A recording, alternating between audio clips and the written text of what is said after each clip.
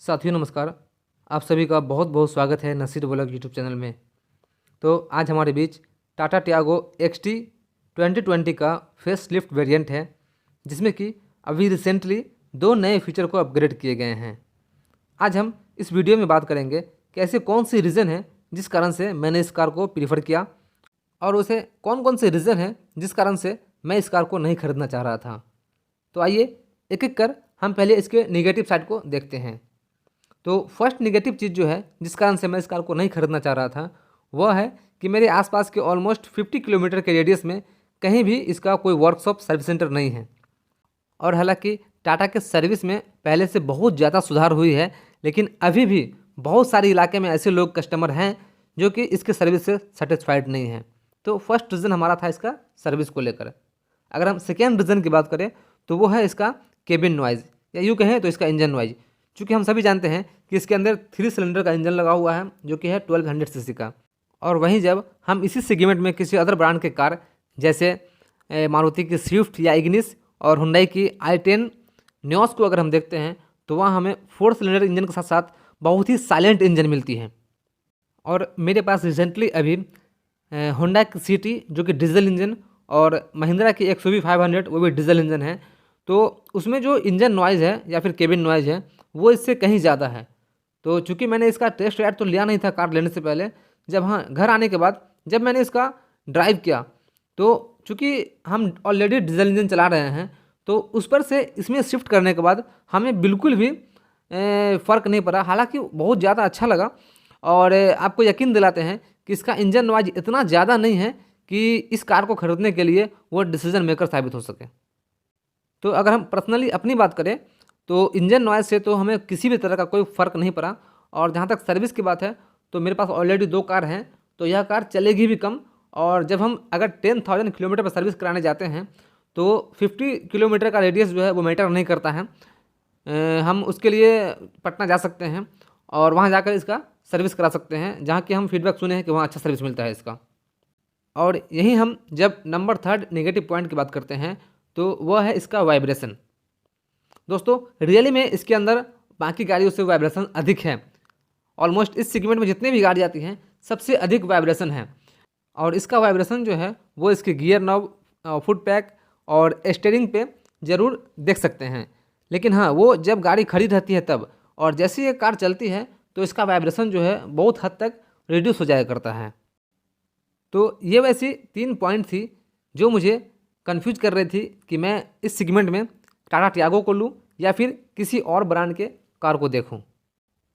आपका सारा कन्फ्यूजन तभी दूर हो जाता है जब आप इसे फर्स्ट टाइम राइड करते हैं, क्योंकि इसके अंदर जो है अच्छाइयाँ भरी पड़ी हैं। आइए हम एक एक करके वो इसके पॉजिटिव पॉइंट को देखते हैं।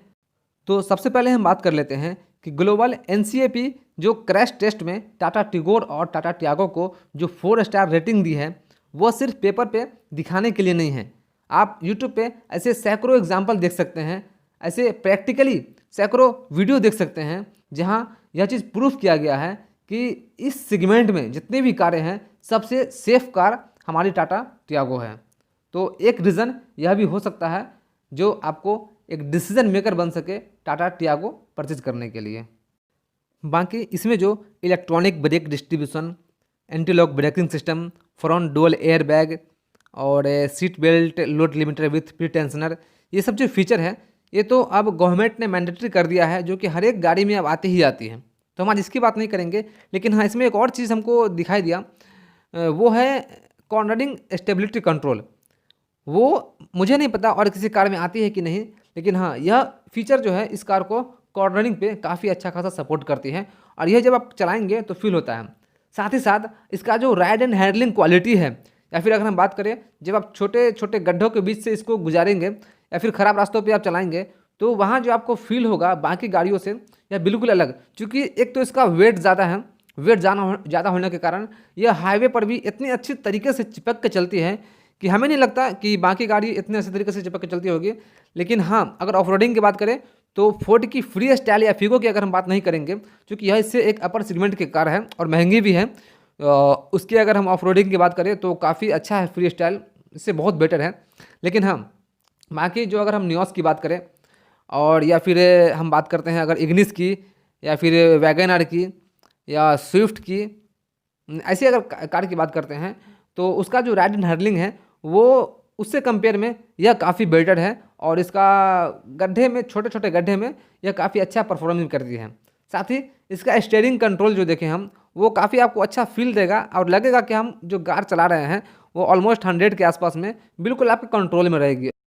और अगर हम म्यूजिक सिस्टम की बात करें तो वाकई दोस्तों इसका जो म्यूजिक सिस्टम है, ऐसा आप जब अंदर में बैठ कर सुनेंगे तो आपको फील होगा कि इसके अंदर बेस ट्यूब लगा हुआ है। इतनी गजब की बेस है। और ओवरऑल क्वालिटी जो है, चूँकि हरमन कारण की म्यूजिक सिस्टम है तो सभी लोग जानते हैं कि उसका क्वालिटी और हमेशा से ही अच्छा आता रहा है। और इस सेगमेंट में, हालांकि इससे अपर सेगमेंट में भी किसी भी कार में इस तरह का म्यूजिक सिस्टम जो है वो कंपनी प्रोवाइड नहीं कराया करती है। तो एक पॉजिटिव पॉइंट जो है आपके लिए इसका म्यूजिक सिस्टम भी हो सकता है। हालांकि बात करने के लिए तो बहुत सी बातें हैं जो इसके अंदर पॉजिटिव हैं, लेकिन ओवरऑल जो सब कुछ होने के बावजूद भी जो लोगों का एक डिसीजन मेकर बनता है सबसे ज़्यादा, वो है इसका प्राइस। तो हम बता दें कि सबसे पहले तो हम टाटा को थैंक यू बोलना चाहेंगे, जो इतने सारे फीचर देने के बावजूद भी टाटा ने जो इसका प्राइस रखा है वो काफ़ी, मतलब देखा जाए तो अच्छे तरीके से जस्टिफाई होता है और बिल्कुल वैल्यू फॉर मनी यह प्रोडक्ट है।